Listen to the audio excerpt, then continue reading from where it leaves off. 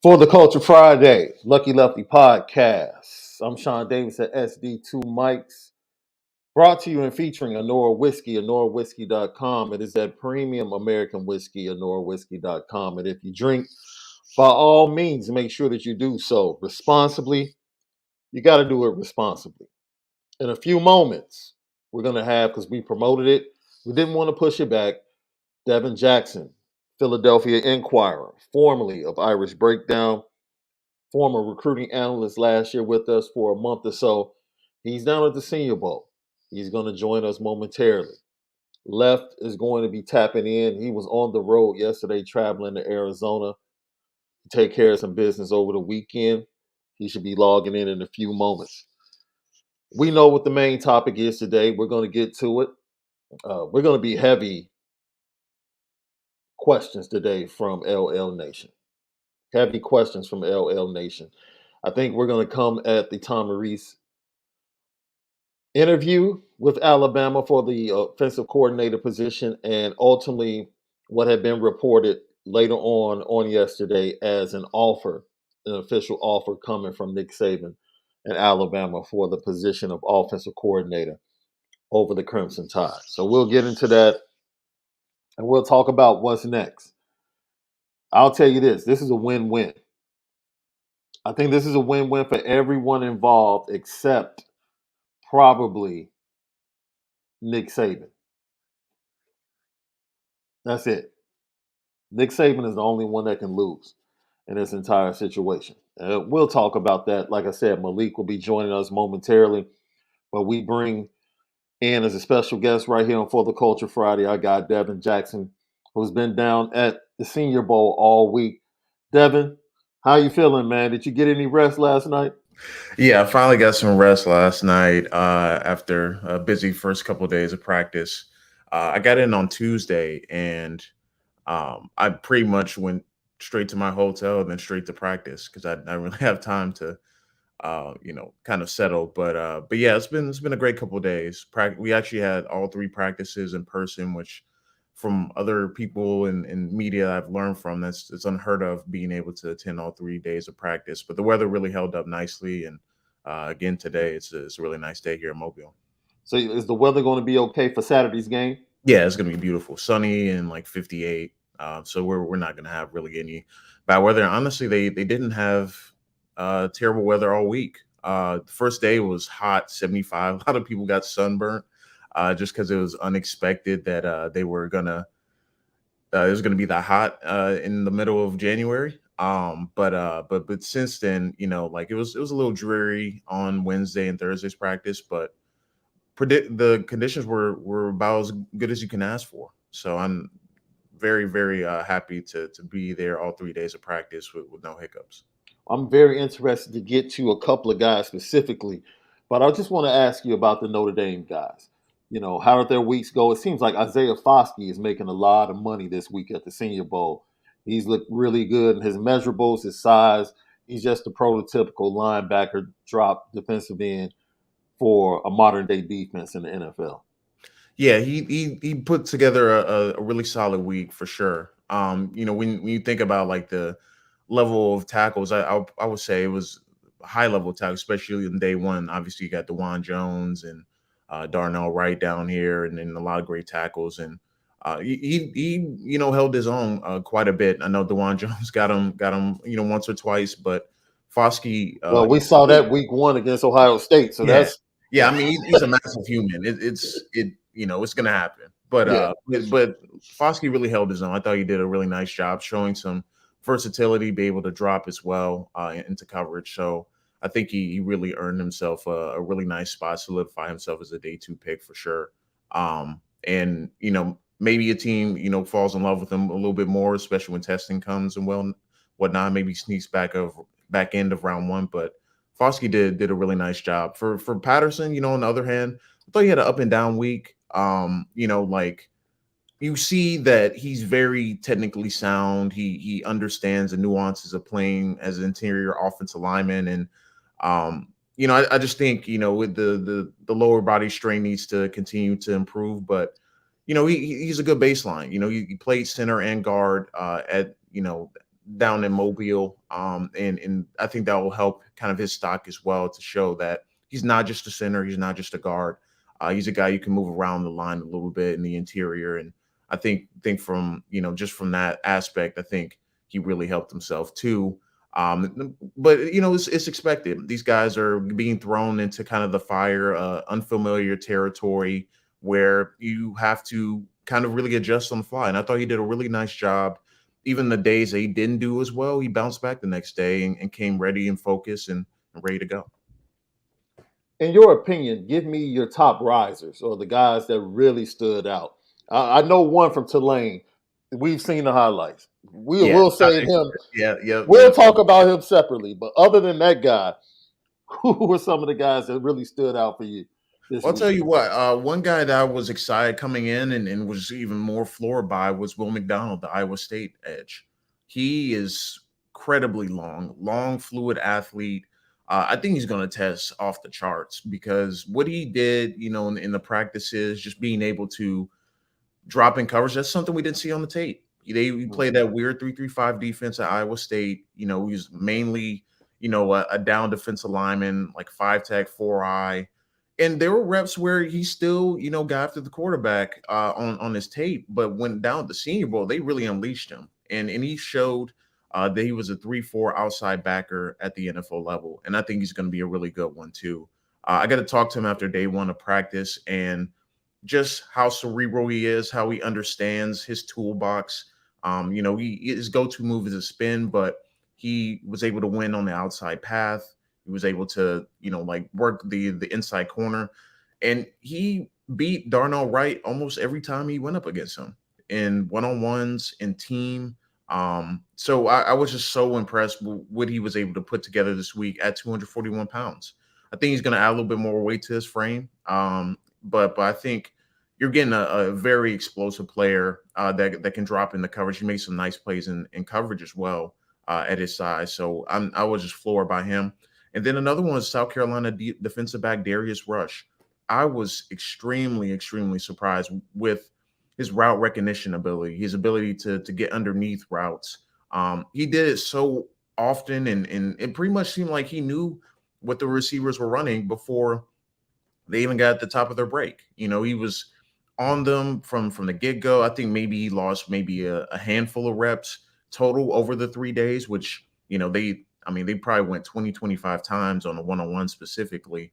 But yesterday was really stamped it for me. He won 4 of the 5 reps in the one-on-one session, got an interception in team period where he got underneath a dig route right at the goal line, and it seemed like he knew the route all the way. He just put together a really nice day. And I think for me, I think he's a top 100 pick for sure after doing what he did down at the Senior Bowl. I thought his tape was a little inconsistent, but just from the Senior Bowl and how he was able to showcase his full skill set, I was really impressed with him too. Now, where could players go? Go ahead, Left. I mean, it's such an intense moment being in the scouting combine. It's all feeling like it comes down to just this weekend. But what can you describe how a player could not test well or do well and what that looks like in a week like this? Yeah, I think for, this is kind of like for a lot of these guys, like the first exposure to some of these scouts, because, I know that they're on the road constantly, but you could see, pretty much every single practice. I mean, there was coaches from all over the NFL. Mike Tomlin made an appearance and was coaching up some of the guys. So it's very valuable to be down here to not only, play well and be able to play against top competition, but you're getting that one-on-one interaction with NFL teams, or they're interviewing after practice and in kind of the evening sessions and getting to meet with all these teams.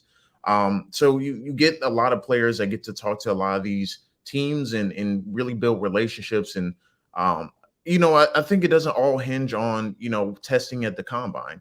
I think, being able to see them in person, how they do against top competition, how they do in pads specifically, because, the combine is known as, you're in compressions and right, and it seems like everything's riding on it. But I think you really build a nice baseline here at the Senior Bowl and be able to really garner those connections and, really show what you can do, when all these coaches are looking at these guys. So I think it's valuable from that aspect where it's like a lot that people don't see. Like everyone thinks the combine is end all be all, but it's not. I think this is a good spot to forge those connections and understand the play speed aspect of it. They see them in person. This is the play speed aspect of it, and these guys, while they might not run where people it looks like on tape per se, when you get to see them in person, I think it's even more valuable.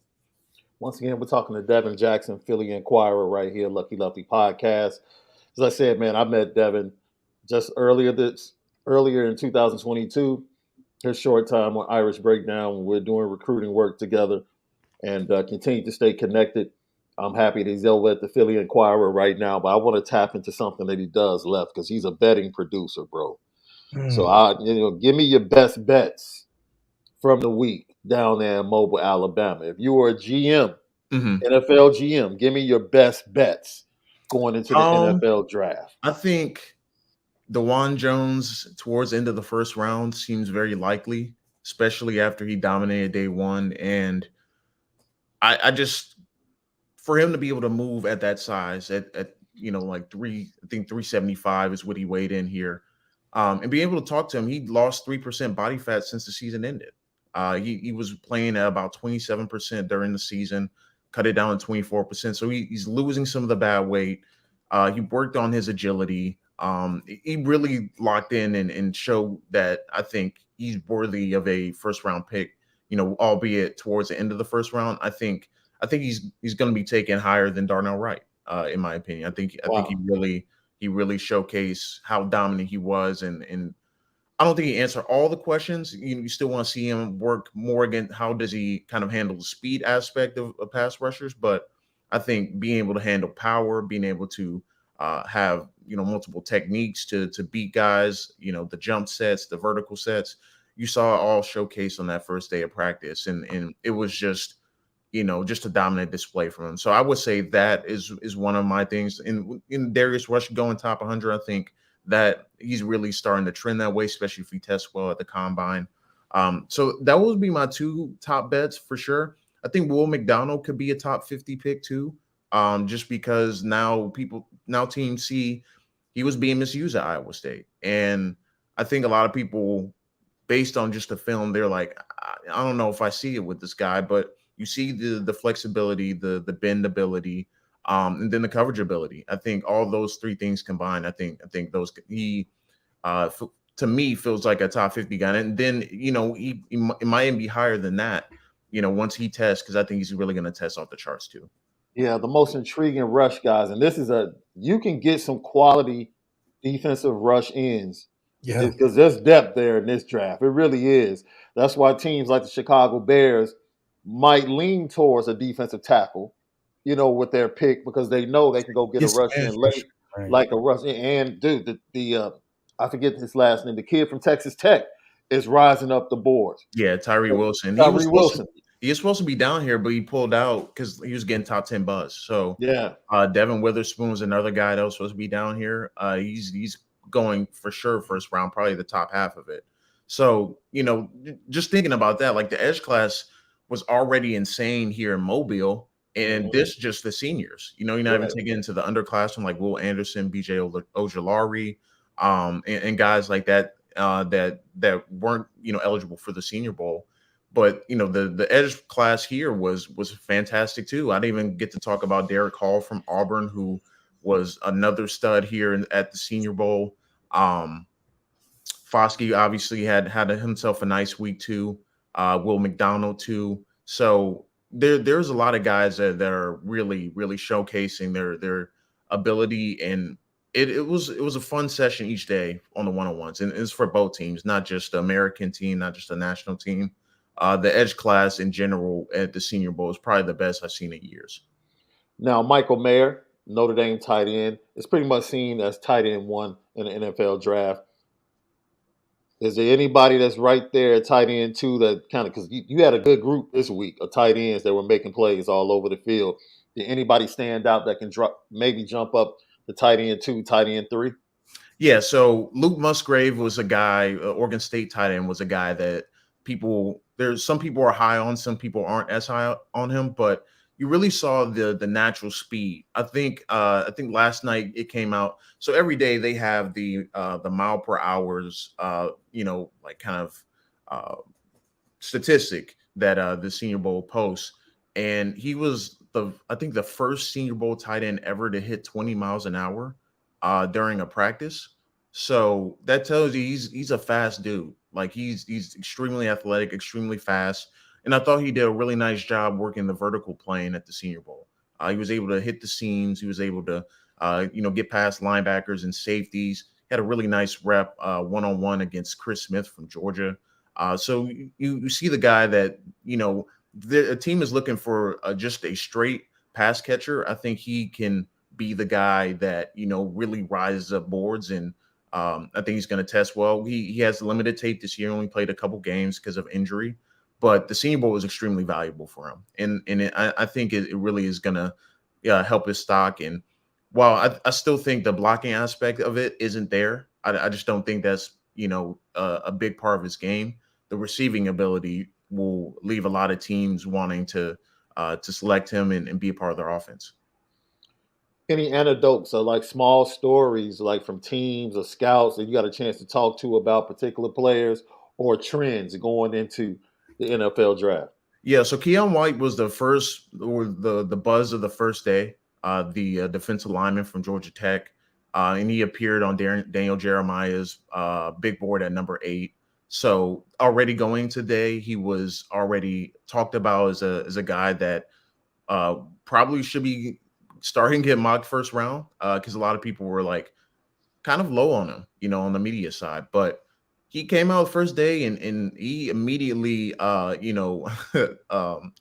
of I guess solidify what Daniel Jeremiah was saying about him. Because he came in at 280. His hands are heavy. He gets into the chest of offensive linemen consistently.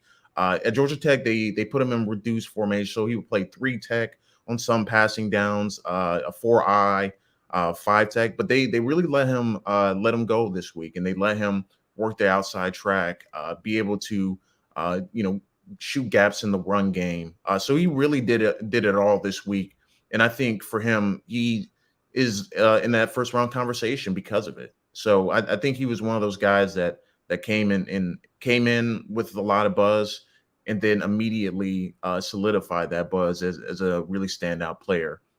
Julius Brents is someone that is really starting to buzz among teams. He has a 6'11" wingspan as a 6'3" corner, 202 pounds. Wait a minute, you said a 6'11" wingspan as a Yep. corner? Yep. Yep. And you can see it when you see him. Like his arms are like dangling by his knees. That's how long his arms are. But he came in, and I got to talk to him a little bit after practice on day one. Very cerebral player. He's a guy that a lot of people expect to press, be a press man corner, be in the face of receivers, but he showed his ability to mix it up. So he was doing the motor techniques and press bail, and still getting his hand, on the football down the field. He had a really nice rep at the beginning of practice yesterday where they were doing kind of best on best.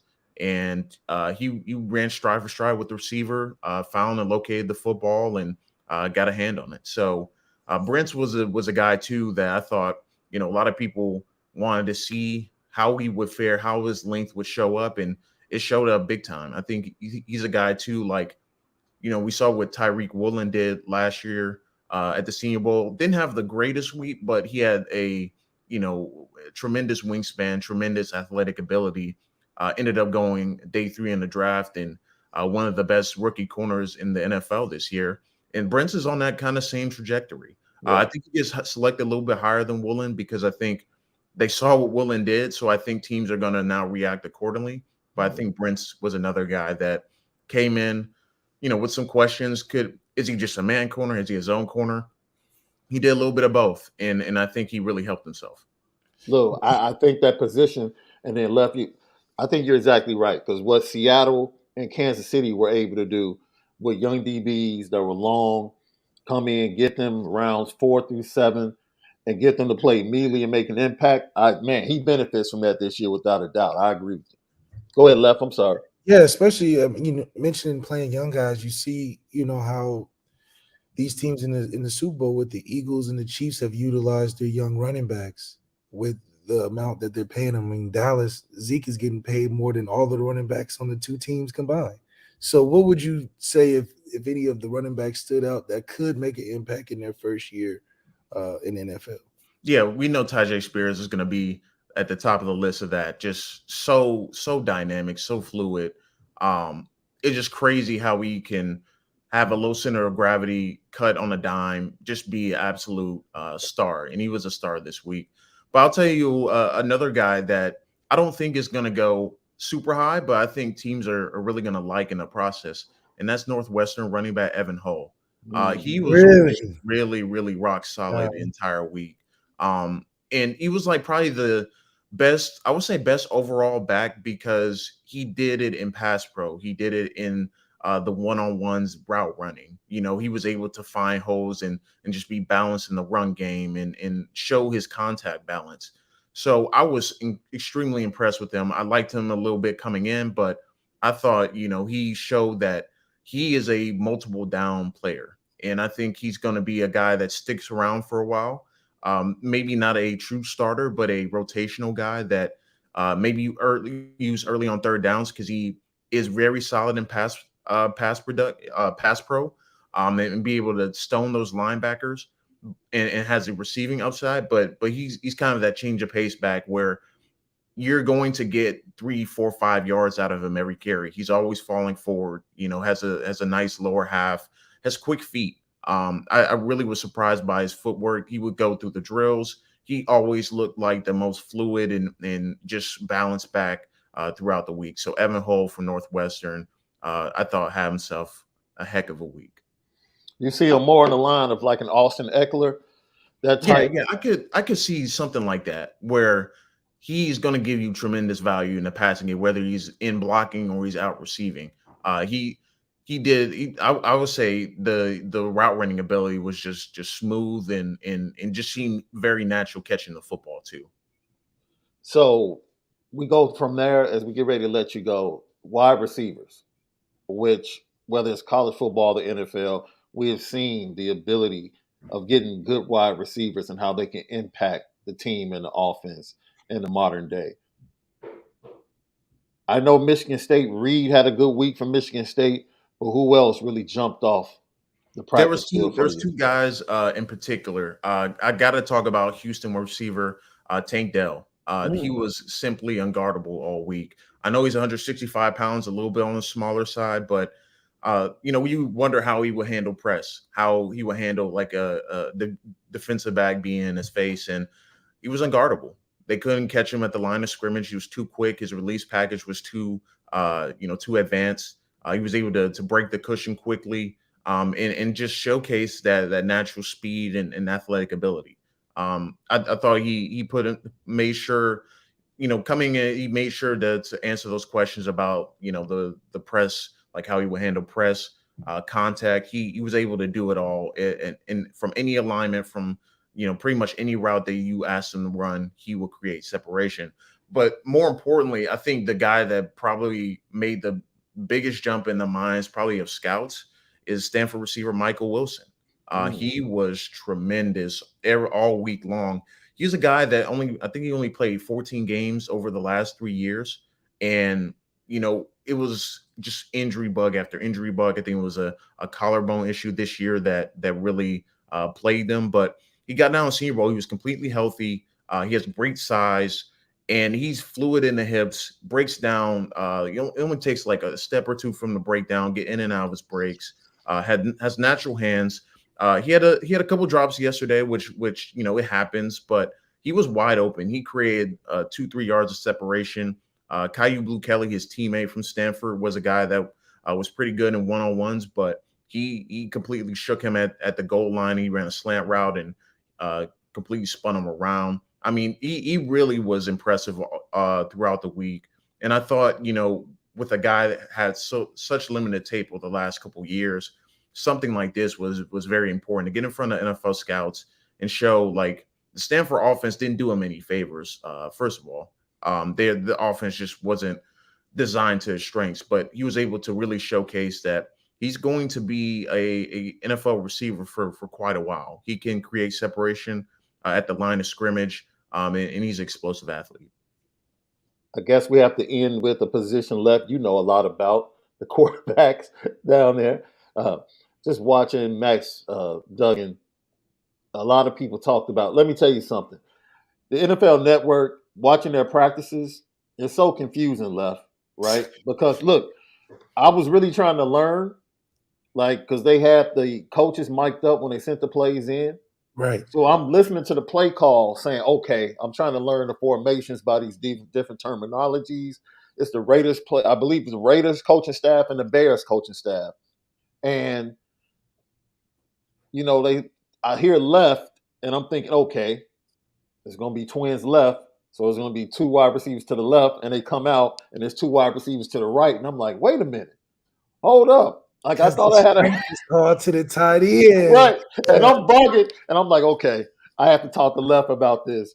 And man, we had that conversation. But no, it was really interesting to see these guys in a short span really take terminology and be able to go out, speak it, and then produce and execute the plays. I was very impressed from that aspect with the quarterbacks, particularly Max Duggan this week. Yeah, with the quarterbacks, everyone is, always talking about the position. They're always making, quick judgments from day one. And day one is the hardest day for quarterbacks. Like they're learning a brand new offense. They have a new crop of receivers and tight ends. They're trying to learn the terminology that you spoke about. So day one to me, I don't take a lot of stock into it. Obviously, you want to see them perform at a high level, but you got to take into account the kind of the learning curve. But day two and day three, they really got comfortable, especially on day three. I thought, Duggan had some nice moments. Jake Haener had some nice moments, especially on day three. There was a couple of nice throws he made down the sideline. Tyson Bagent, the Division II quarterback, I thought he had an up and down Senior Bowl, but I thought for the most part he showed that he has arm speed. He can really whip the ball, and I think a team is really going to have to tell him dial it down a little bit. He needs to learn some touch throws and kind of get that a little bit more consistent. But I thought he handled himself nicely this week. So Clayton Tune too, I thought he showed exactly what he was at Houston. A pocket passer, able to deliver the football, going to keep you on schedule. Jaron Hall had some nice moments too, showed some nice touch down the field. I thought, he probably threw the prettiest deep ball of all the quarterbacks. Be able to push the ball down the field, that a vertical ability. So, for me, like, I don't think there was like huge winners from the quarterback positions, but I thought they all showed they can play and really kind of handle the NFL workload and, be able to retain knowledge, be able to kind of get comfortable. And they all made their own moments, throughout the week. Malik Cunningham, had an up and down week too, but I thought there was a play he made on goal line at team where he just showed his athletic ability. He's going to be a guy that teams like just what he's able to do and create outside of structure. There was a nice play where he found the running back in the back of the end zone, after scrambling to the right. So all these guys, made some plays throughout the week, and I thought they all show, they're worthy of, at least make it into NFL roster and into NFL camp, and showcase what they can do. Once again, Devin Jackson, Philly Inquirer, covers college sports. Also a betting producer, man. I got to get him back on during the season, bro. He might have to be our betting guest. He definitely got to get him back on. For the Culture Fridays right here, the Lucky Lefty podcast. Go follow him right now, RealD_Jackson on Twitter. Dev, man, get home safe. Much success and blessings to you, man. And we'll tap in with you as we get closer to the NFL draft. Absolutely. Thanks for having me on, guys. Great talking ball with both of you, and I'll definitely be listening throughout this the draft process and throughout the season to this podcast. So appreciate you having me on, guys. Hey, much love, D. Once again, Devin Jackson from the Philly Inquirer right there, Lucky Lefty podcast. Apple Podcast, Spotify, Oh, YouTube, follow, subscribe, hit the like button. Thank you. We scheduled him. We wanted to make sure we got him on. We understand the news of the day, and we definitely weren't trying to bury the lead. But Left,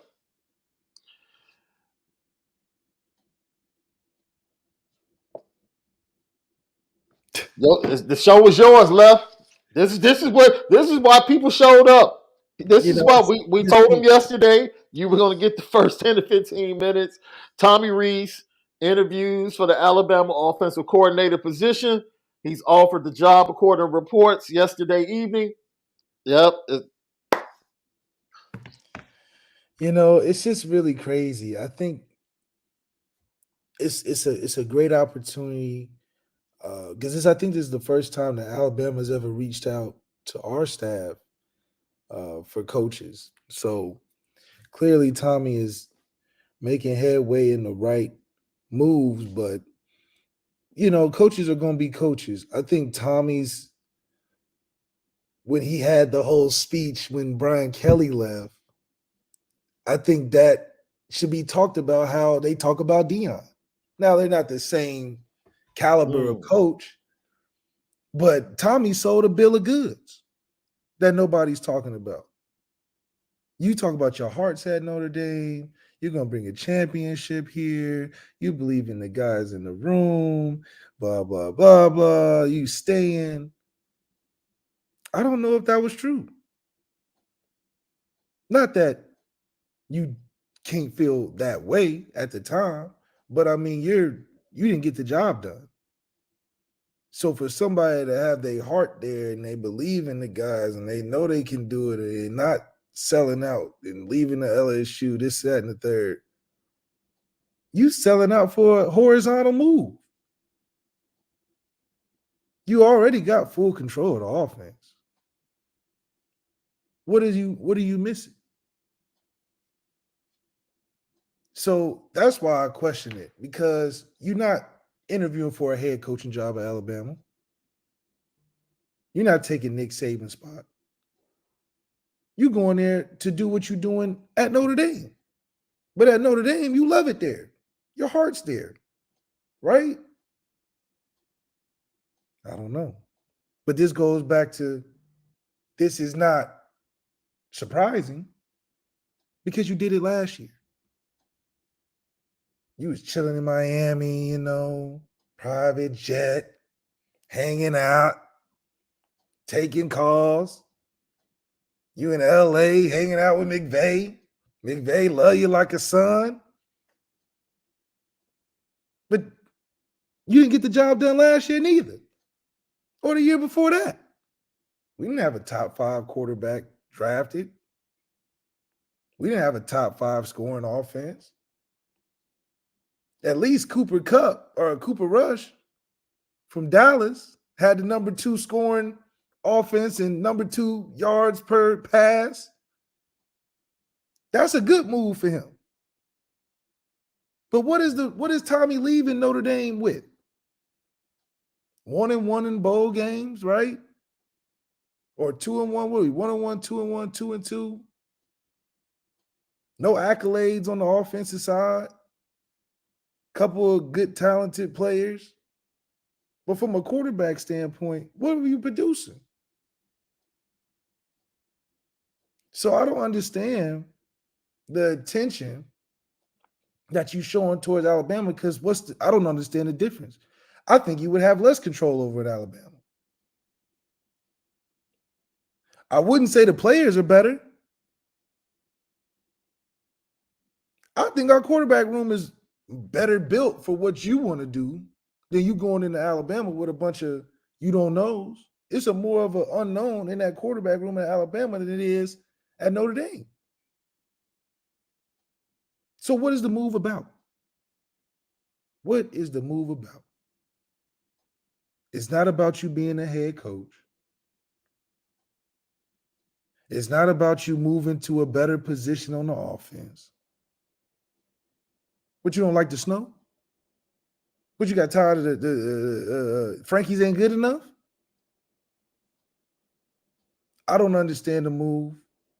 I think you have a lot to prove that you will be leaving out on, and it don't look good for the optics. It ain't like you've been winning championships like Todd Monken.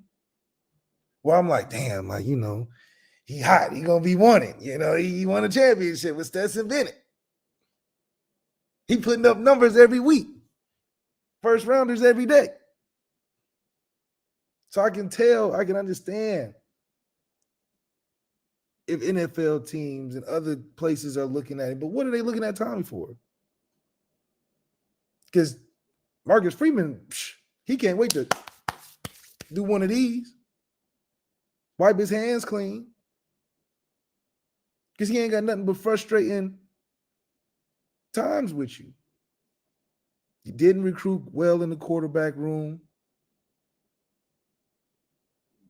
You didn't give us the offense we was looking for. Didn't have the quarterbacks ready to go. You did a service for Jack. But what is that? What is that? That's not good enough. Your best year was with a guy you brought in for 1 year. Statistically. I just don't understand the benefit of doing it. But it's okay because I would hope that Marcus Freeman looks at it like, okay, I hope you don't let the door hit you where it splits you. Because I just think it's in the way at this point. You got a transfer quarterback that you convinced not to go to the league to come in. You should be working with him every day. You did a good job recruiting. But what about Tyler Buckner? What about growing what you started? Not that you can't take any job you want. But what's the point? I think you would be closer to being successful at Notre Dame this year than you would at Bama. Because we know how you're doing in that pressure. That's a whole nother level of pressure offensive coordinating at Alabama. You got the keys to the car. Marcus Freeman didn't even give you the keys. You had another set. Marcus Freeman about to go in the garage, get the car. He looking like, where the car at? You got it. Because you got the other set of keys. There's only supposed to be one keys for the head coach job. And y'all sharing the car. So you want to go to Alabama and do what? You ain't driving Saban car. you better get the baby seat, put the child lock on because you in the back seat. So what is it? Are you that salty that Jack wasn't like, you be the head coach, bro? Is it eating you up that much that you just can't stand Marcus Freeman just being the HC? Because that's what it looks like to me. You just can't stand losing to Marcus Freeman as a head coach because it doesn't make any sense. You're not leaving to be one. You didn't want to leave with Kelly. You said your heart was at Notre Dame. Is it? Your heart been in Miami, LA, Tuscaloosa. And that probably explains why we halfway in, halfway out with the offense. You're doing your job halfway out. I think you got a lot of momentum.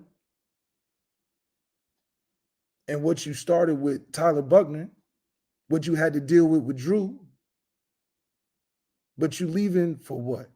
So I think this is a win-win because Marcus Freeman can finally get his keys back. He can finally get some say-so on who he wants in that offensive position. And he can fill out his team better. But right now, it's a distraction. Not that you can't go. You do whatever you want, apparently. Because, you everywhere. But that's not getting the team better. That's not getting the one-year guy that's supposed to lead the team in national championship level ready. Because if you leave, he looking like, what? You heard Caleb Smith. He couldn't stop talking about, all the schemes and all the routes and be under Tommy. That's why I said Tyler would be better. Because if we just had to take it in a vacuum, I'm taking Tyler over Sam every time. In a vacuum. No offensive coordinator. Who's the better, more talented player? I'm taking Tyler. We can work with it. We can grow it, do whatever with it. We can make it happen. But for Tommy and what he likes to do in his track record of coaching QBs, Sam's a better fit. So it makes sense. But if we in the open field and I'm Marcus Freeman, I'm getting somebody that's coaching Tyler. Because I like what I saw with Tyler. We can do some things with Tyler. I'm going with Tyler. Now, I think that would mess up recruiting. I think guys like CJ Carr really, really like Tom. And now, let me tap in, because I think Brian Roberts, that we both talked to some of the guys in the 24 class. I'll surmise it like this. Tommy ain't the biggest reason why people went to Notre Dame. It's that dude, Marcus Freeman. I'll leave it at that. That's right. That's right. From what we gathered, is one person that may feel like, let me see what happens. We asked one person and they literally laughed like, what? And this was an offensive recruit. Like, is this changing your mind? Like, what? Like, nah. So all of that, I hear what you're saying. Well, I hope it don't affect recruiting. Shoot, I hope it doesn't. But this is the reason why Marcus Freeman said, I'm the head recruiter. That's right. For everybody. Yeah, Marcus Freeman is definitely a guy you want to play for, and you trust that in vacant positions, he's going to fill them with the right guys. Yeah. And he's been able to do that so far. It would be interesting to see if he brings on somebody of a Laurinaitis type of role, because I think that's more of a personal role than it is like a direct position, because that was his guy, So other than that, I think he'll find and he'll add pieces, like he'll get him a quarterback coach. Mm-hmm. That's probably the first thing he's gonna do. He's gonna be like, all right, you going cool. Now I got me a quarterback coach and an OC. I don't even think Tom Munkin is doing OC and quarterback coaching. I think he got a quarterback coach. So yeah. Joe H, thank you for tapping in. He said something. Strange how all established head coaches at major programs want Rees. Must be something to it. There's something in this country called nepotism, people. Connections. Happens all the time where we see people that haven't done a darn thing to really deserve the round of applause that they get or the positions they get, but somehow, some way, they get those positions. We can just keep it a buck.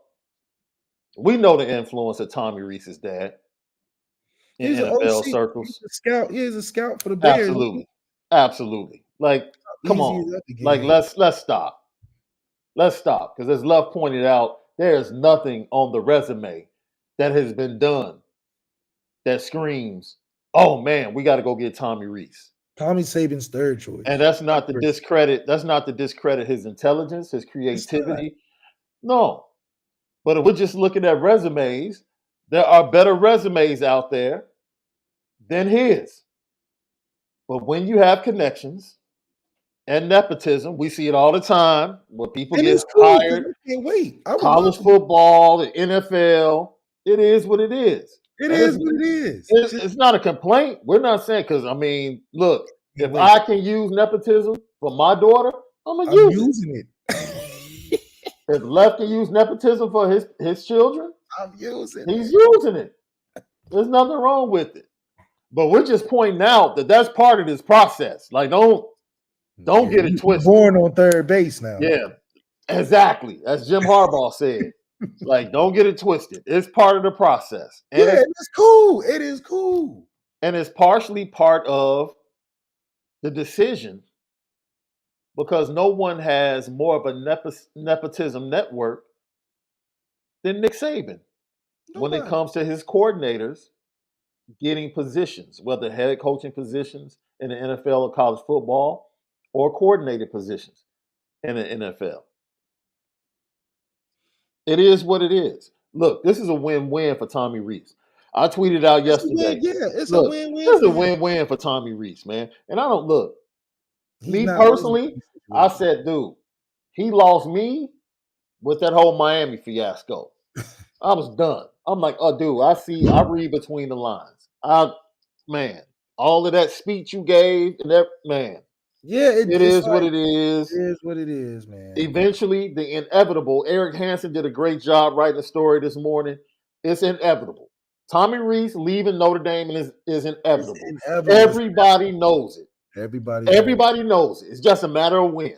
Because he's still trying. He's been trying since he damn near. And he's going to keep trying. He's going to try next year if he stays. He's going to try the year after that if he stays. Look, it is what it is. He does not want to be here long term. No. He doesn't.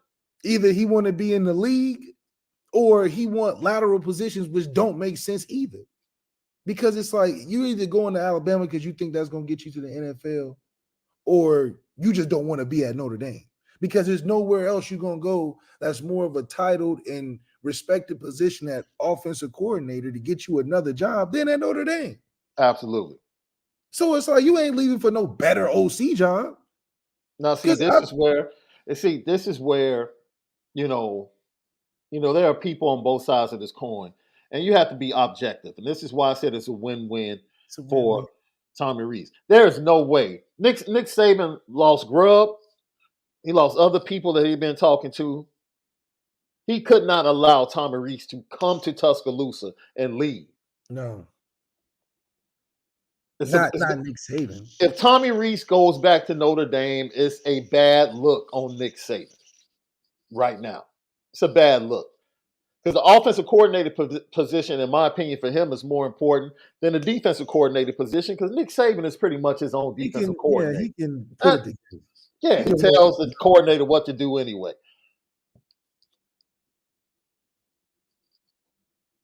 Tommy, dude, there is no. I've seen people say they don't think he should go. They think he should go. Look, there is no bad decision here for Tommy Rees. It's not. And I'm not here to debate which roster is better, which quarterback room is better. It doesn't make a difference. Both sides have pros to it in this situation. This is a win-win for Tommy Rees. A win-win. Literally. It's a win-win.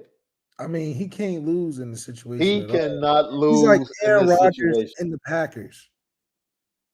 He's like threatening with retirement every year. Oh, I don't know. Had to drink my scotch and make a decision. I don't know if I'll be back. Fan base, oh, Tommy's a genius. We need him. Oh, don't go, Tommy, don't go. But every year he's like, man, I don't know. I have to think about my commitment again. I don't know. And see, this is squad in Miami. Like stuff like this, Bernie, I respectfully disagree. Alabama just really let go two coaches that are recognized as two of the worst assistant coaches in college football last year. So just because Alabama and LSU come calling, come on, man. Brian Polian is one of the worst special team coaches in all of college football and has been. He's at LSU. So, dude, don't get caught up in brands. Just because Kellogg's makes a cereal, it doesn't make it a good cereal. It's just not the case. Stop it. It's not the case. Bill O'Brien was awful in the pros. He was awful at Alabama. And going to Alabama didn't make him any better. It didn't. Like, he's one of those guys that don't get better. Like fresh starts aren't fresh for him. It's the same thing everywhere he goes. It ain't like, oh, okay, I just need a fresh start. Even with the best roster, he still can't do it. Dude, this is where I get upset because people just can't take a step back and be objective in a situation. Be objective, man. This is what's wrong with the world. Respect should be earned. Greatness is earned. In order to get the tag of greatness, you need certain accomplishments that are not on the resume of Tommy Rees. They're not. So just because you're a Notre Dame fan and you watch them play on Saturdays, you are not required to refer to him as a great coach. I mean, You're not. He started as the OC at Notre Dame. He wasn't OC anywhere else. People just feel like they have to protect Tommy. He's a grown man. You don't have to He protect wasn't like Tommy the Rees. OC at Western Kentucky first and built his way up. He started OCing at He's Notre Dame. okay. He's okay. He'll be Yes. okay. If you say Tommy had a bad game, he'll be okay. Tommy's gonna be Say Tommy had a good game, he'll be okay. He The gonna be problem is people can't be objective in the situation because they're stuck with a narrative either that they have to protect Tommy or Tommy is a rat or Tommy is the worst or he's a plant. It's like, dude, the extremes exist. Instead of just looking at it objectively and saying, look, the style of offensive coordinator that he is fits He's just gonna be around. He's just gonna be around. and he fits what Nick Saban wants to get back to because Nick Saban sees what Georgia is doing. Yeah. It's all about timing and opportunity. And the right time and the opportunity has come up. It's no different than a whiz kid coming out of Princeton right now, Left, No different. who wants a job in Silicon Valley. Do you take the equity stake and less salary in an up-and-coming tech company? Or do you take the job with Google with the big salary? That's it. You can't lose. You can't lose. Notre Dame is the up-and-coming tech company. Alabama is Google. Tommy Rees can't lose. He tried the tech company. He can't lose. He tried. He could do both. He can't lose. And people are like, oh, man, I don't think he should do it. Why not? Why He not? He can literally flip a coin and make a good choice. And be at two great schools. Absolutely. Calling the plays, running all the shots. I would love to be his agent right now. Yeah, he a kid in the candy store. Love to be his agent. He don't right have now. to have loyalty to nobody. Love to be his agent. He's like, man, where you want to go? You want to go with Saban? You want to stay at ND, your alma mater? You want to try to lead? I see our guy Salty Peanut said, can't people protect him? Protect him from what? He's a grown man. We're talking about he's a grown man. What are you protecting him from? Someone's opinion? Great. What are you protecting him from? He doesn't need protection. Give him some objectivity. Be objective in the situation. Be objective. He's definitely just doing his own thing for sure.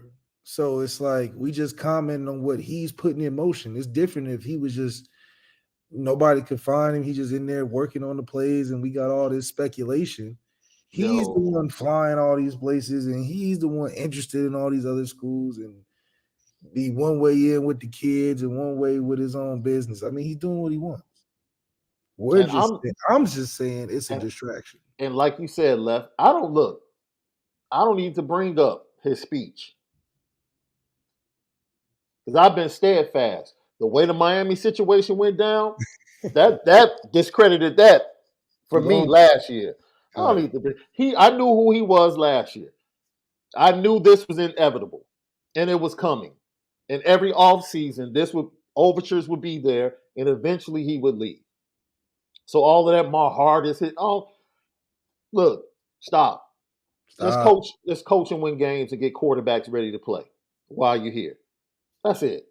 Yeah, why are you visiting? People are trying to talk about you.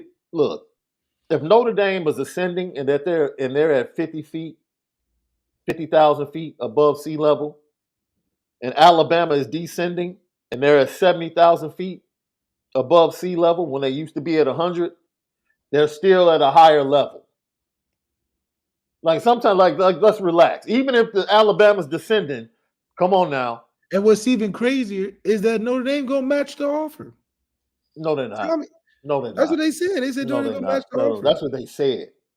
Now, we can get into that right now.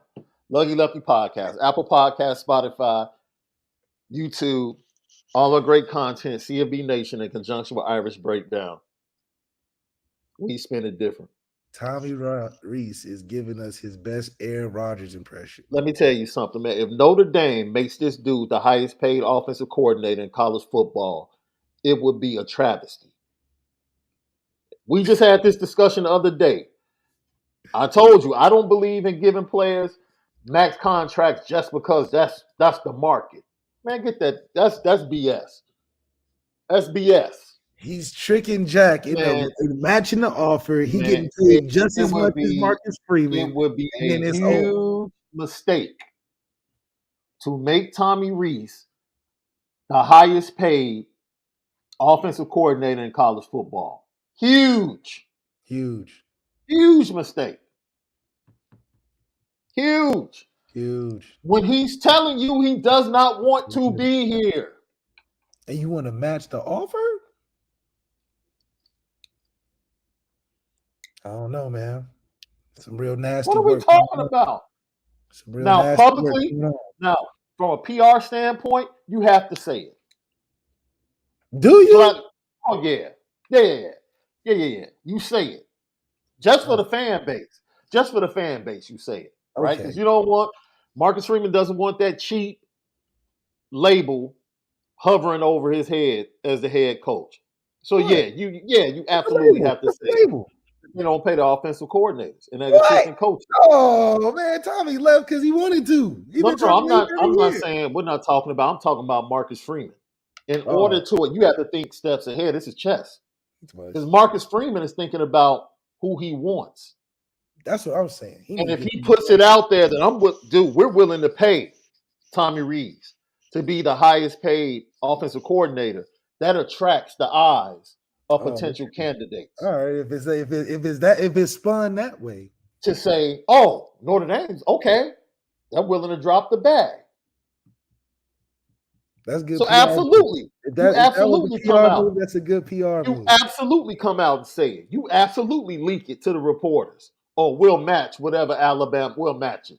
Well, we got the cash. I don't know if I don't know if you could just say we got the pockets for whatever. We just choose to use it when we want to use it. So I think that these coaches gonna know. You come Notre Dame, you might get a little hefty pocket change or something. Let me tell you something, man. I wouldn't mind. Look, this is your boy.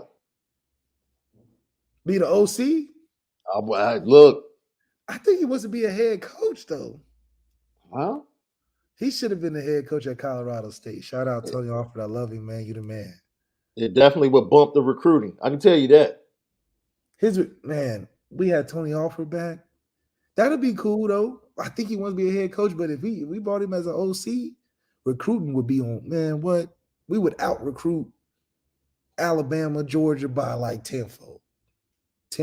Marcus Freeman and Tony Alford? Oh! And Dylan McCullough?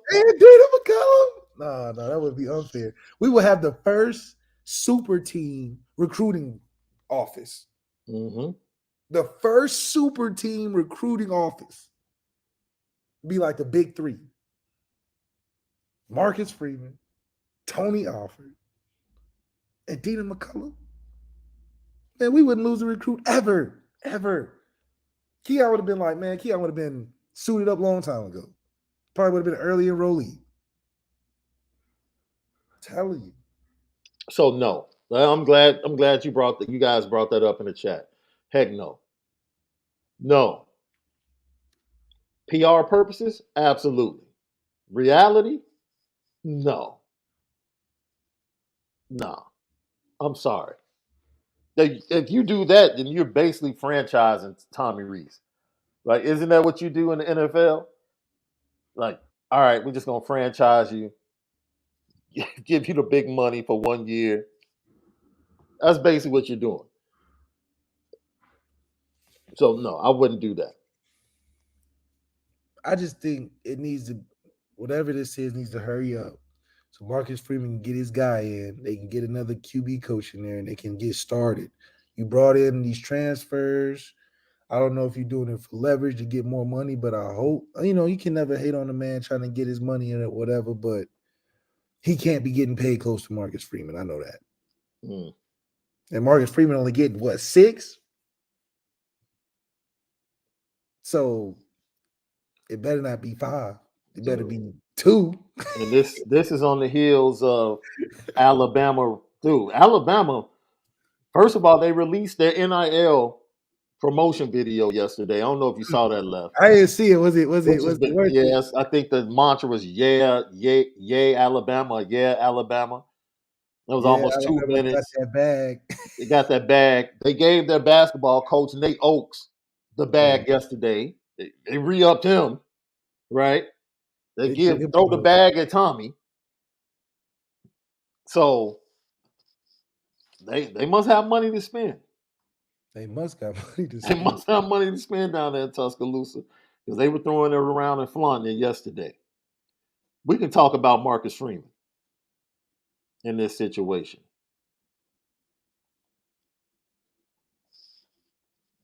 Marcus Freeman fans, Notre Dame fans, was not caught off guard by this. No. Marcus Freeman, after that Miami situation, was like, "Oh, okay, I see." He probably still had his list. I thought Absolutely. I think he was more blindsided by the fact that Tommy got the keys so fast. Like he was like, whoa, what we doing? What we doing? I think he had a whole idea in his mind of who he was going to bring in, how he was going to roll it out, who he was going to call. And I think Jack was more like, hey, I got that already handled for you. One of them type of situations. Look, however it played out. So I think now Marcus Freeman like, I can't wait. Because I don't even think, because he can't technically be like, all right, man, I'm making a decision. You got to go. He can't say nothing like that, I don't think. But I do think that he has somebody in the wings waiting. What do you say? Waiting in the wings. How that song go? I raise you up, man. How that song?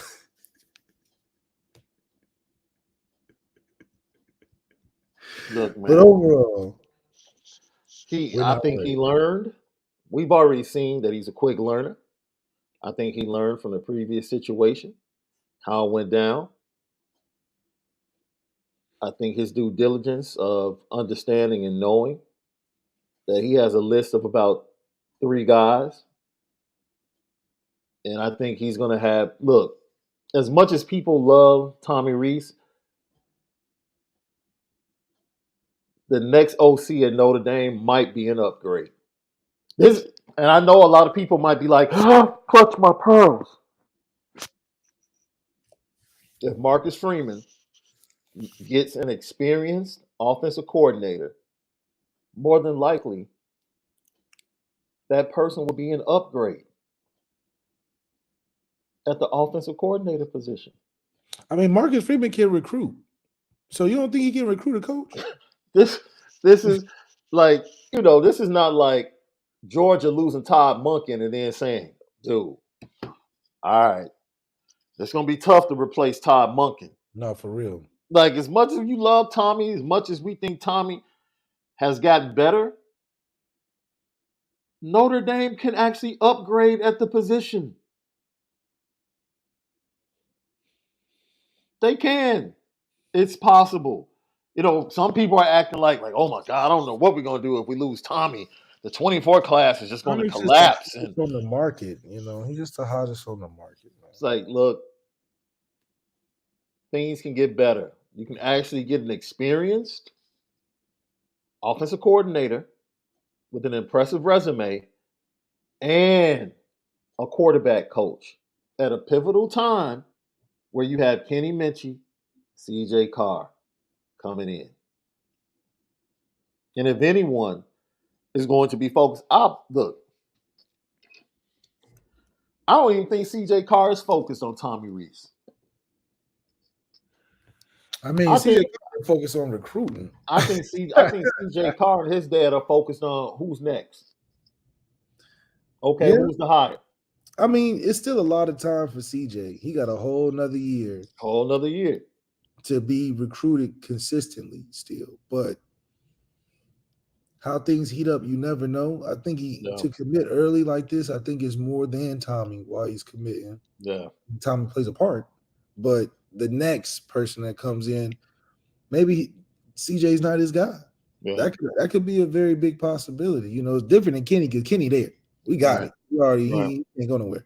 But for CJ, who knows? Maybe we get a guy that fits more of the RPO and Tyler Buckner style. Yeah. You know, so a lot can happen. A lot can happen. And you brought up an interesting point. What does the new OC think about the quarterback room? When Marcus Freeman sits down with this OC, is he getting someone that is going to fit the big picture? Or is he getting someone that's going to fit Sam Hartman and his style? I mean, that's a good point, Left. Like, what? Wait a minute. Where are we going with this? Because I know I only have Sam Hartman for 1 year. I have Tyler, I think 3 years of eligibility left. Kenny Minchie's a freshman. CJ Carr's in the class of 24. That's the future. So is my focus about you as an offensive coordinator with them? And that's why I say Sam or Hartman. More focused on what you can do with Sam Hartman. It's very interesting in the process. Like you're not getting a coach for Sam Hartman, though. No. You're not. Just on a you don't have that many years left. That's why I really think that Marcus Freeman, with this move happening, tell Sam, like, look, you just got to help Tyler get better. Yeah. Or, I mean, you know, or you compete and do that whole thing. But if I'm Marcus Freeman, I'm starting Tyler. Like, Tommy ain't here no more. You know, or if Tommy comes back, I mean, stick with the Sam plan. Yeah. But that's for Tommy. That's not for necessarily Marcus Freeman. I think Marcus Freeman likes Buckner enough and what he has in the tank. Yeah. That he's like, man, we ride what we got. You know. So it should be interesting as we move forward. I think I'll wait because I have a list of 6 guys. I made some calls last night because I thought NFL bloodline would probably jump into the process with some quarterback coaches in the NFL, you know, possibly special teams coaches that worked with quarterbacks in the past, you know, on their resume in college, some guys along those lines. So I'm waiting for a couple of guys to filter down through some of my contacts. But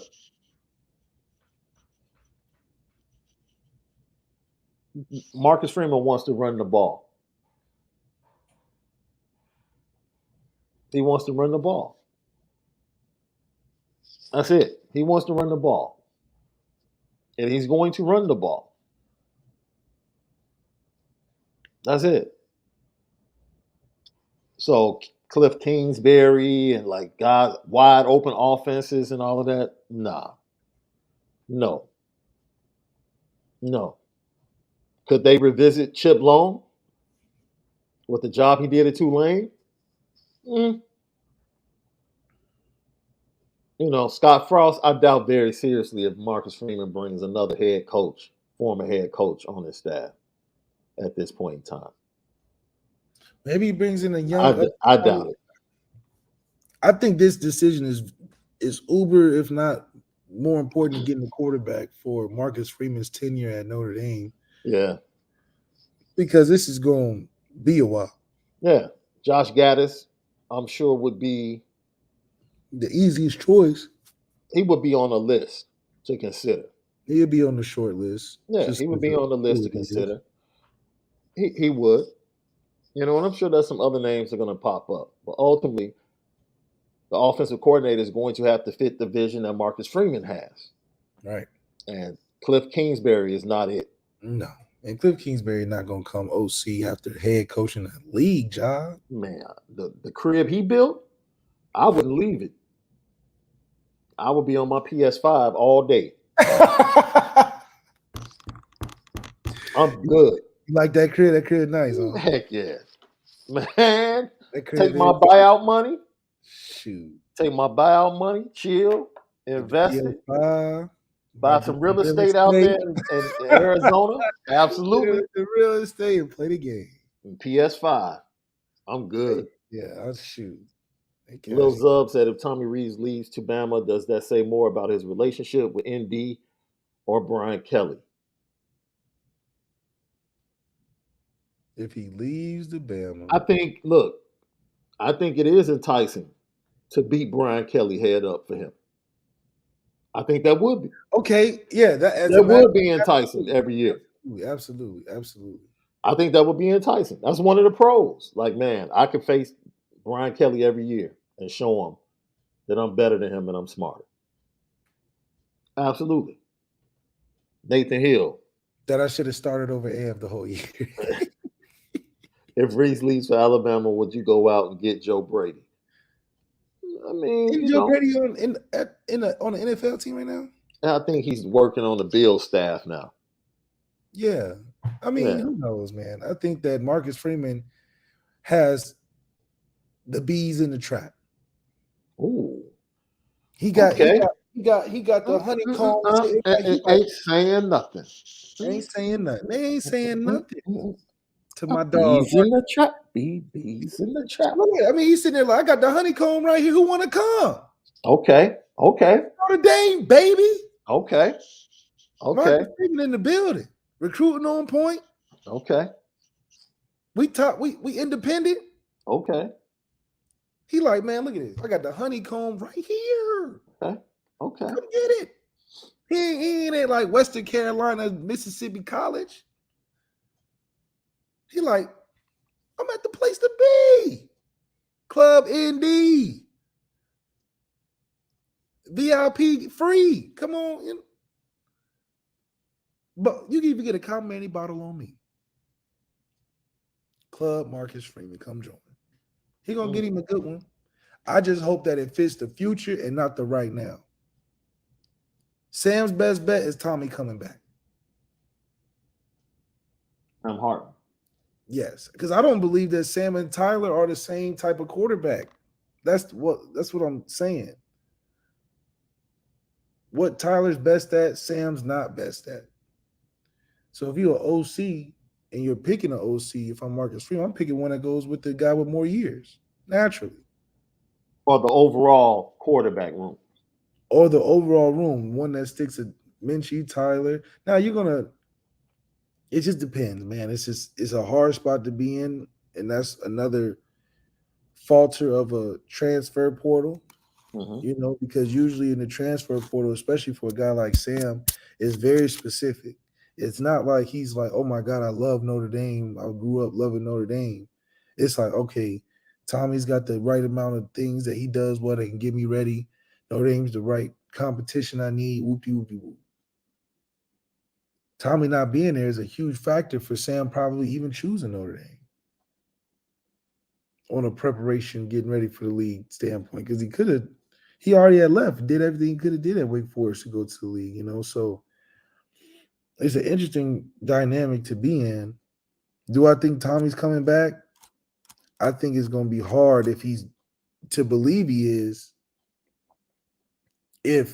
it every year. He's been looking for a new spot every single year. So at this point, where else can you go? You know what it is, Left? It's not even so much that he's been looking. It's more that he feels there's better. It's not better than Bama. See, you don't have to go out looking to step out on your relationship. It's worse if you stay in the relationship and feel that there's better. That's worse. It's worse. So even if he stays, Tommy Rees feels that there's better for him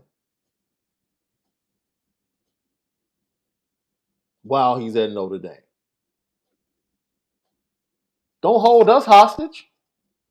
Yeah, If you feel that's better, keep it a buck, and we can part ways.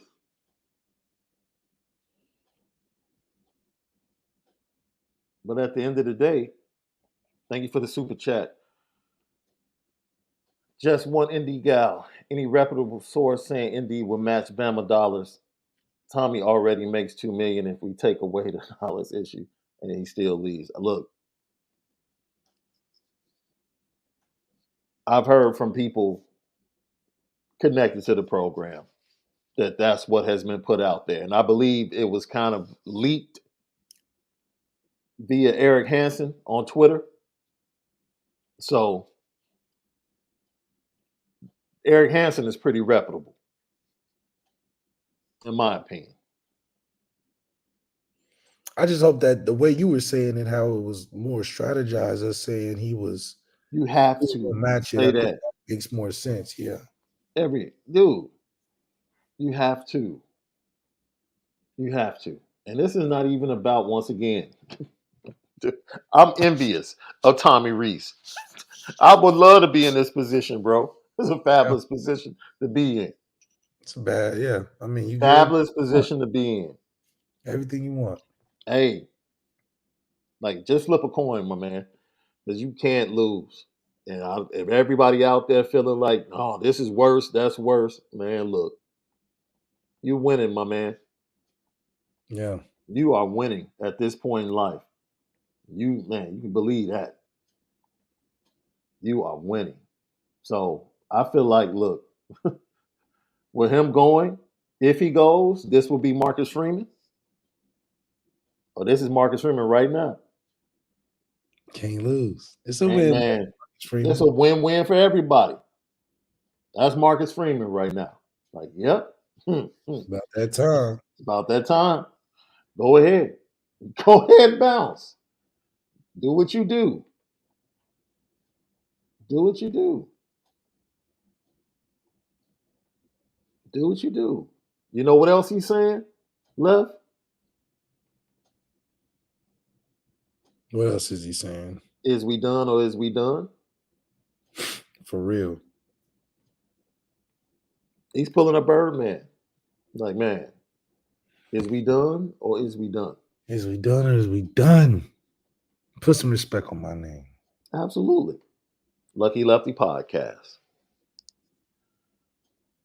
No, I'm not. No, T. Martin. You can keep T. Martin for me.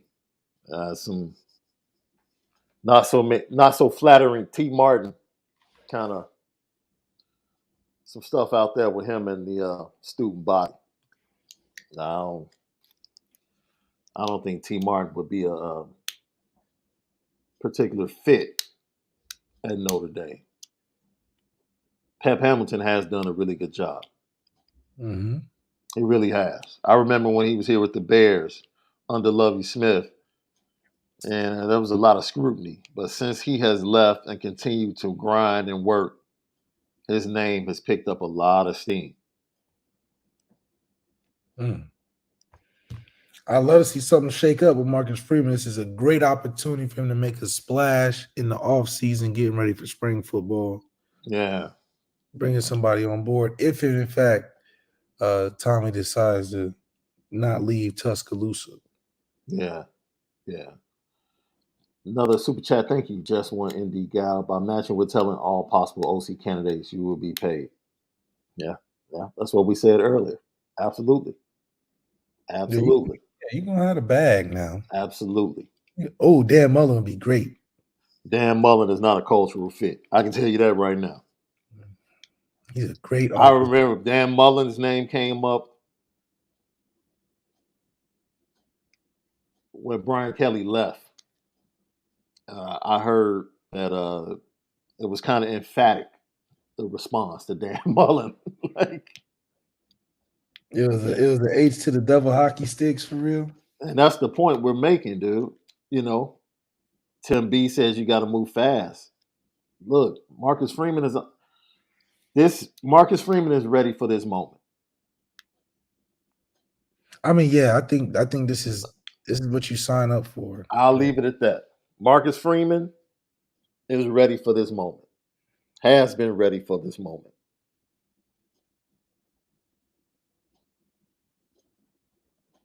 It's gonna be interesting.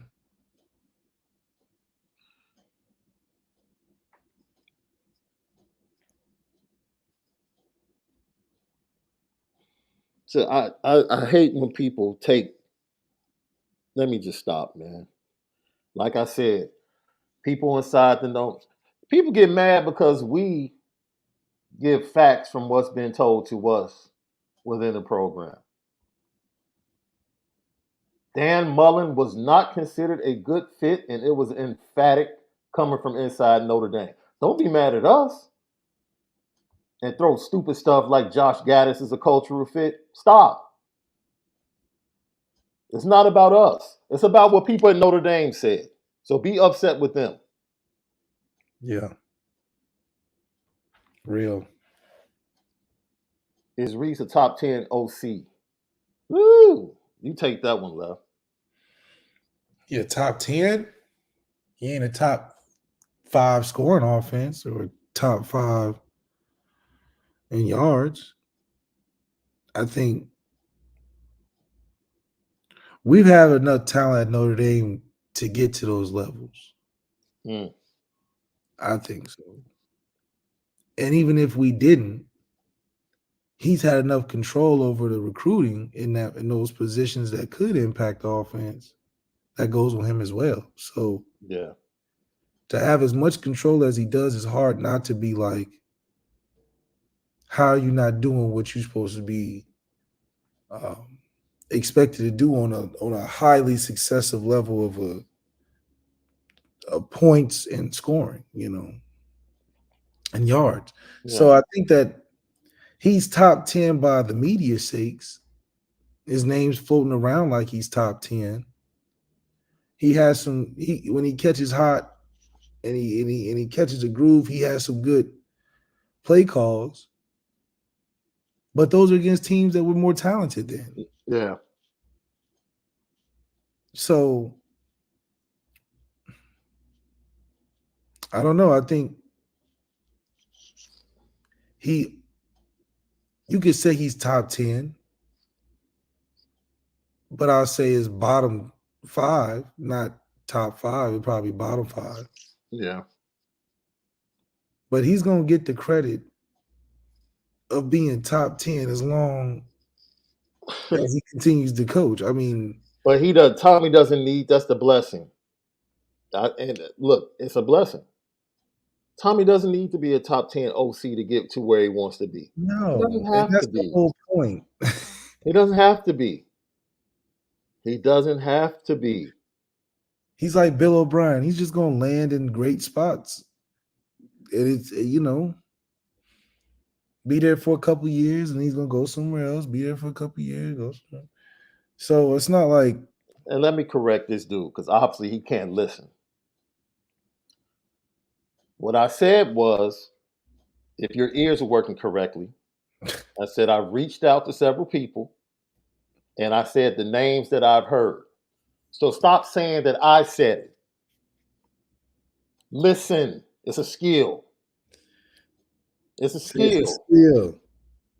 I not only said names, I also said I'm waiting for further names from NFL guys that are quarterback coaches, quality control coaches to filter down to me. I never said that Josh Gaddis should be on the list because of me. I'm saying what people are telling me. So once again, don't get mad at me for what other people are saying or what people inside Notre Dame are saying. Take issue with them. So it is laughable. It's absolutely laughable. Once again, don't be mad that the people at Notre Dame didn't like Dan Mullen for several reasons.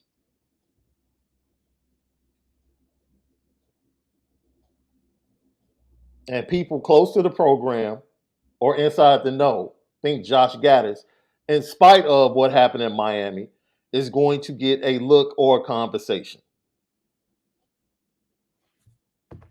Don't be mad at us. Be mad at us.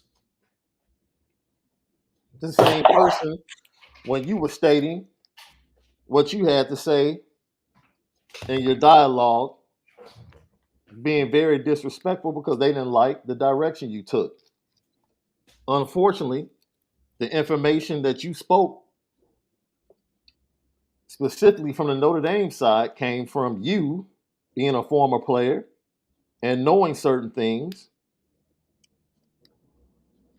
So you can claim it's dumb all you want to.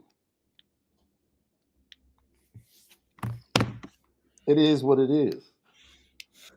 Still a win-win for the guy. I think it's a win-win for Marcus Freeman. The only person not a win-win for is Sam Hartman.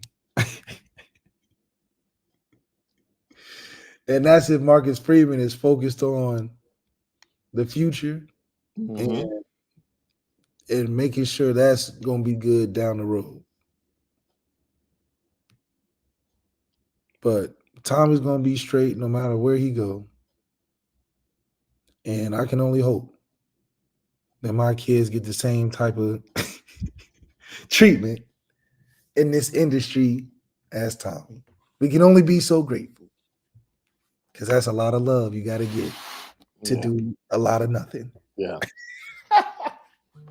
So we'll see. I think the list is going to continue to grow. I think Marcus Freeman has been ready for this moment. He knew eventually, as it was written yesterday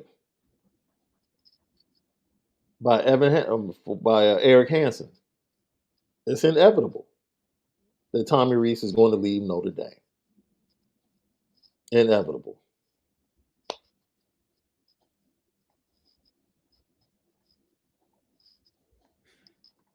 That's okay. See, this shows me that you don't listen. You said this is stop digging a hole because you're making yourself look worse. Let me reiterate again. I said I've talked to people. I've talked to people, whether it's connections to the NFL or other people in college football. I asked them for names of people. Josh Gaddis was mentioned. The only time I said anything about inside Notre Dame was Dan Mullen. So once again, you're bad at listening. And you keep making it worse. You just keep making it worse. And I'm being real GC today because normally the comments you made about Malik while he was talking were very disrespectful because we honor everybody's comments on here. But when you step over the line and clarify anything that anybody says is dumb, that's when you get the boot. So I'm being GC towards you today. So don't get mad because you fail at listening and then try to make it an issue.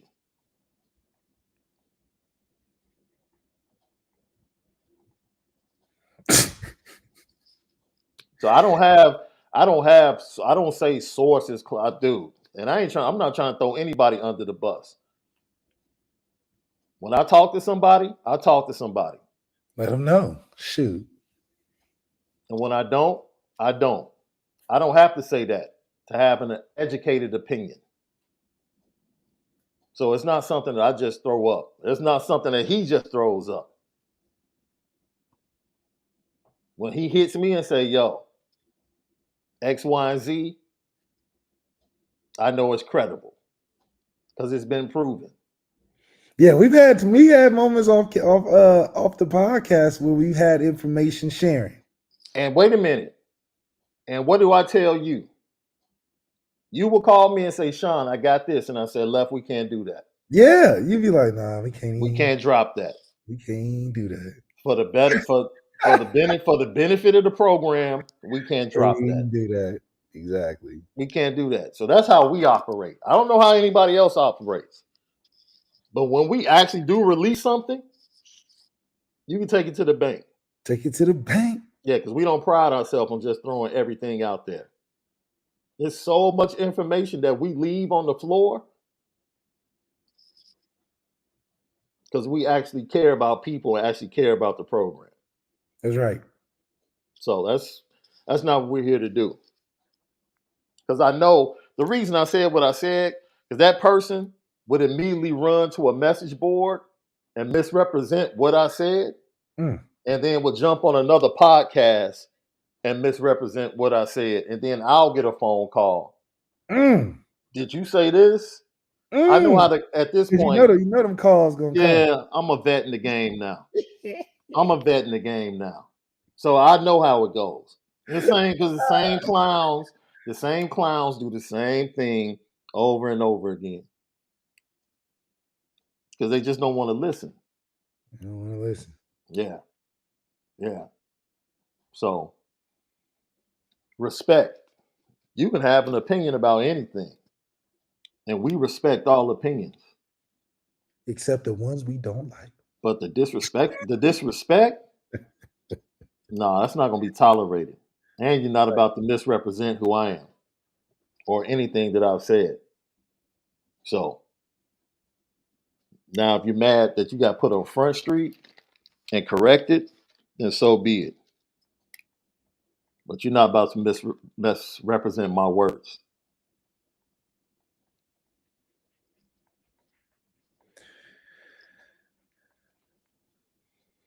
Man. And man, Lee Marie, that's an interesting point. I'm gonna be honest. Lee Marie, I'm gonna be honest. Thank you for tapping in. And thank you for your comment. I'll be honest. I'll say this.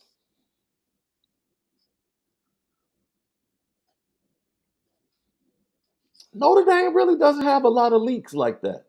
No, we don't. And I'll say this. The one thing that I think you can say about Notre Dame, the program, the players, the coaches, the administration, and the people that cover it, is that every now and then somebody might jump the gun on a story. Not that it's not true, but they'll just jump the gun. Maybe still a moment. Excitement or something. Yeah. And that happens. But as far as, for the most part, things that could be kind of explosive, stuff like that, Notre Dame, as an admit, it's not a lot of chatty patties. Yeah, not time. No, it's not a lot of chatty patties within the program. At least that's the feel I get. That's the feel I get. It's not a lot of chatty patties within the program. It's not. It's not. It's not a lot of chatty patties within the program. So it's just not. It's not. So I don't know. Oh, Jeff Fluke has a question from yesterday. He said a real question about the gourmet McDonald is, does the ice cream machine work? That's pretty funny. They don't have an ice cream machine. They got an ice cream machine man. They got the dude scooping it out himself. Yeah. You get a whole, it's like Dairy Queen in there. You get a whole sundae. Yeah. So. But I'm telling you, Wendy's will be a better gourmet restaurant than McDonald's. They got it. Hey, hold on, man. Look, this is what I'm talking about. And this is where it goes too far. Technical. Man, relax, yo. Y'all going way too hard right now for no reason, man. We love LL Nation, man. What are we doing right now? Y'all going way too hard. You're going way too hard. Stop. The direction you guys are going right now, just stop. That's not us. That's we don't do that. We don't do that.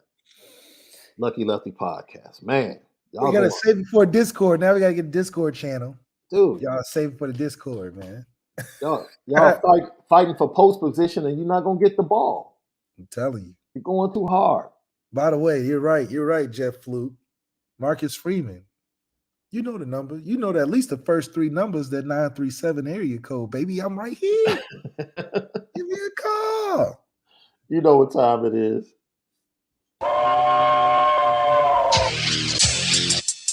Petticoat.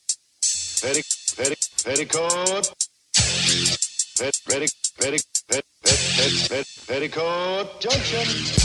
It's time to get petty. Oh, we did a good job executing. Are you upset with something? And fire up the Petticoat Junction train. I just don't like you. You don't? No. What is today's pettiest story? Petty Junction.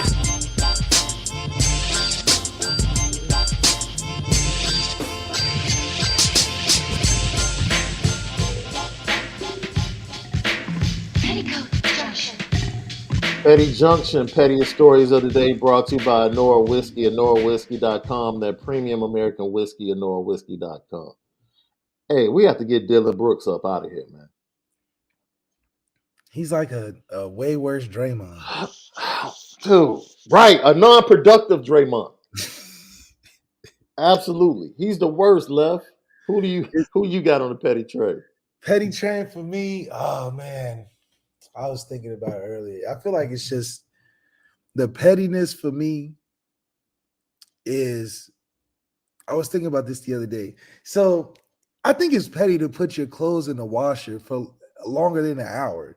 Like if you ever tried the quick wash settings on your washer, it only takes like 20 minutes to really wash your clothes. I think it's just super dramatic how you have to put the settings for a normal, like an hour and 15, hour and 20 minutes. I think it's a total waste of water.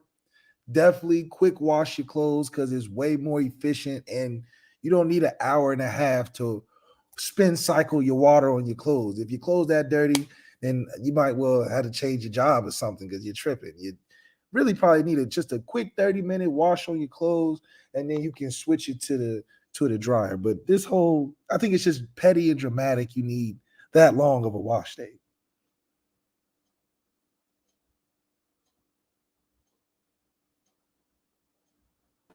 You really thought about this one, huh? Well, I was doing laundry the other day. That's real funny, man. Like, I don't think I need an hour and a half to wash it. Like, probably like 25, 30 minutes. The quick setting, you good. Oh, and definitely, Marie, you're on the petty train. Because I'm like Tommy Rees. I need to have nepotism. What's up? She told me I need to get a GA route and earn my stripes. Why? Let me jump in just like Tommy. That's why I don't be understanding. Does it not work for me too? Can I not just jump in and get my start as a OC? Why I gotta go through the ranks? What's up with that? Lee Marie, talk to me now. Man, look. Lee Marie, I want the same treatment Tommy got. I want to start day one in the offense. I don't want no QB code. Like, come on, man. You want me to go through the ranks? Why? That's like when your parents say, I used to walk to school 7 miles with the bottom of my shoes just messed up. You don't understand how lucky you got it. Like, no, I don't need to go that route. I don't need to go the route that was traveled already. Let me forge my new path. I mean, for real. Like, come on, we got cars now. Ain't no, what's the walking for? Right, drop me off. Every day. Like, you go on your way to work. You might as well go ahead and pick me up. And on time. Yo, now I'll push back on this, Left. I'm sorry, man. Certain items, I'm all with the quick wash, the speed wash. I'm all with the speed wash with certain items, right? But then there's certain items I have to go delicate with, bro. Okay. You understand what I'm saying? But delicate is just a setting, though. You feel me? Yeah, but usually delicate is right around that 50, 51, 53 minutes, depending upon the soil that you choose, whether it's light, normal. What you want them the water to massage your clothes? Well, see, I'm not in California, so I can use as much water as I want. They don't ration out water here in Illinois and Chicago. We're good. And you gotta be careful because you got some, they be having some different water in different places. They be having harsh water in different places, and it can mess up the color in your clothes. Your boy Antoine Porchado said he always uses the quick wash except for the whites. He's smart. Quick wash settings, change your mind, man. Save on your water bill or something. Yeah, that's college washing. That's how you wash your clothes in college, dude. Speed wash. That's how you wash your clothes in college. Yeah, You already know. if it's your bed stuff, like big beds, okay, you know. But you know, your little workout gear, your nice shirts, your work shirts. Yeah. Well, you need to get your work shirts dry clean. Now we need to. But you know who I have to put on the petty train? My wife and I recently purchased a Peloton bike. Oh man, that thing collecting dust. No, we use it. No, mine is. Oh, yours is? Okay. You'll get to that stage. You'll start hanging clothes up on it soon. Oh, my white shirts will be on the. Yeah, you gotta wipe stuff. You gotta wipe the screen down. They'll be on the handlebar. Other shirts will be on a little middle press bar, and then I wrap something, lay something across the seat. Yeah, it'll be something across the seat. Yeah, you're gonna have it. It's gonna be junked up. So I actually got it. The setup, man. You're right. You're impressed when you first get it because there's so many things you can do. Man, all the right? TV settings you can be. All of that. You can hook it up. You can connect your iTunes. All of that is great, bro. Who do they make these cycling shoes for? Yeah, the shoes. I was gonna say the seat, but the shoes was next for me. Well, the seat, we ordered a wider seat. Okay, so I gotta get because the regular seat, it ain't cutting it. You gotta get the wider seat with the wider seat cushion from Amazon. It's like $20. It's like $20. It's easy. It's easy. But the shoes are like they like death lock grip. They grip you in there, and it ain't got no wiggle, so your knees hurt if you push off on the. Yeah, absolutely. The shoes and to snap it in and to snap it off, that's way too hard. I have a wide foot left. My foot is really wide. These shoes are so narrow, man. Right? So I ordered a half size bigger than what I wear. I'm an 11 and a half. I ordered a 12. Okay. I couldn't do. My feet are so wide, I can't even snap in at the top. Shaun, that's terrible. So, but this is what's so petty though, man. Just look, I feel like if you're going to spend this much money on this machine, I should have the option of pedals. Yes. Whether or not I ride normally with my regular shoes or I want to lock in with the cycling shoes. Yeah, give me a choice. Give me a choice. I should be able to take these dollars out of me with these fake fancy shoes that don't need to be fake and fancy. I try to get away with it, put my regular, you can put your cleats on, you know, because it can grip different. You know what I'm saying? You got right. Jerry rig it. Yeah. So Antoine Gay said the seat makes your junk straight up. That's why I collected dust. Yeah, that's why I collected dust. I was like, this seat is not made for dudes. No. This must be a women device or something. Man, because how you think you get a real workout? No. So you either gotta stand and really pump it, but you can't enjoy the music and all the features on the technology. Yeah, Jeff, there are multiple studios in Chicago. Multiple studios in Chicago. That's a Midwest thing, man. I got studios with outdoor activities. Riding your bike. All I know is that my first ride, I did the beginner 20-minute joint. Man, I got to about 6 minutes. And you like, no, I'm done with this. Like, yo, I'm done with this. This seat is not it. Did you mess with the knob part? Yes. Because they don't really tell you how it gets. You just feel it. You're like, oh, no, turn it back. Bro, you talking about being humble? Man, ride on that regular seat they give you on a Peloton bike for about 3 minutes. Boy. And you're gonna be mad. You're gonna be like, this ain't it, man. This ain't how it's supposed to be, bro. It's like you can put any type of cushion you try to add to it, just doesn't do it the justice. Like you need a whole new seat. You feel violated. You literally feel violated. Because I'm like, why is it so like tough? Like it ain't no cushion to it, or it don't feel good. Like no, it is definitely female friendly. It's a female device in that aspect. I'm convinced. Absolutely. Once again, we wait, just like everyone else, to receive the official word on what Tommy Rees is going to do. Have some big news, hopefully. Leonard Moore defensive back, 4-star, makes his decision today. And like I said, hopefully Tommy Rees makes a decision quick. Or can Marcus Freeman make a decision for him? I mean, he is the head coach now. Like, good grief. Let's give my man some. So you some want power. Marcus Freeman to pull up in the office and have the same conversation he had with Drew Pine and the quarterbacks? Like, hey, guess what? Because guess what? Coach Kelly do it all the time. You just don't hear about it. But he go in there and be like, comes step into my office like the Godfather. He walk in there. It's quiet, dim light for no reason. You sit down. He moves his Grey Goose bottle back under the table. yeah. And he sits there and look at you and be like, this is what it is. And he just be like, all right. And he just walk out. Ain't no arguing. No. Ain't no going back and forth. It's like going to the principal office. It's like, all right. Facts. Shout out to Devin Jackson, Philly Inquirer, College Football Senior Bowl analyst, giving us the feedback on the Senior Bowl. Hard, man. Working hard. We appreciate him. And we appreciate you. Great week of practice. I mean, great week of shows. And Left, I don't know what your schedule is like, but as soon as the news breaks, we're going to try and get to you.